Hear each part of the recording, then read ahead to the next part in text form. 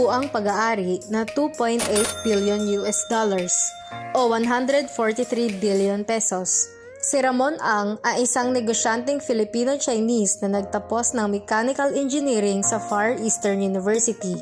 Siya ang nagmamay-ari ng San Miguel Corporation. Ang San Miguel Corporation ang pinakamalaking korporasyon sa bansa kung ibabase sa kita. Isa sa mga negosyong nasa ilalim nito ay ang Pure Foods na gumagawa ng mga processed meats. At syempre sa kanya rin ang San Miguel Brewery Incorporation at Ginebra San Miguel Incorporation na gumagawa ng mga paborito nating alak kagaya ng San Miglite, Red Horse at GSM.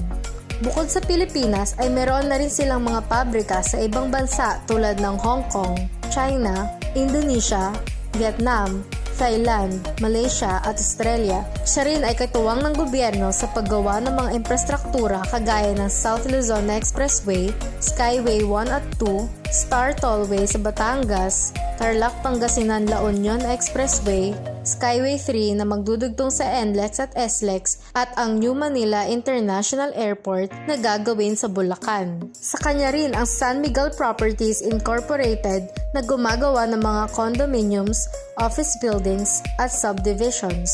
Ang Petron, Eagle Cement, Bank of Commerce at napakarami pang iba ay kabilang rin sa kanyang mga negosyo. Ikapito, Lucio Tan Sr. May kabuang pag-aari ng 3 billion US dollars o 150 billion pesos. Si Lucio Tan Sr. ay isang Filipino-Chinese na ipinanganak sa China at lumaki sa Cebu. Nagtapos siya ng kursong Chemical Engineering sa Far Eastern University. Base sa Forbes, habang siya ay nag-aaral bilang kolehiyo, siya ay nagtatrabaho bilang janitor sa isang tobacco factory upang suportahan ang sarili habang nag-aaral. Na-promote siya galing janitor na naging cook na naghahalo at nagtitimpla ng tobacco mix upang ito ay maging wasto. Noong taong 1966, itinatag niya ang Fortune Tobacco Corporation. Ngayon, nakapagpatayo na siya ng PMFTC Incorporated na gumagawa at nagbebenta ng iba't ibang sigarilyo kagaya ng Marlboro, Philip Morris, Fortune at Hope.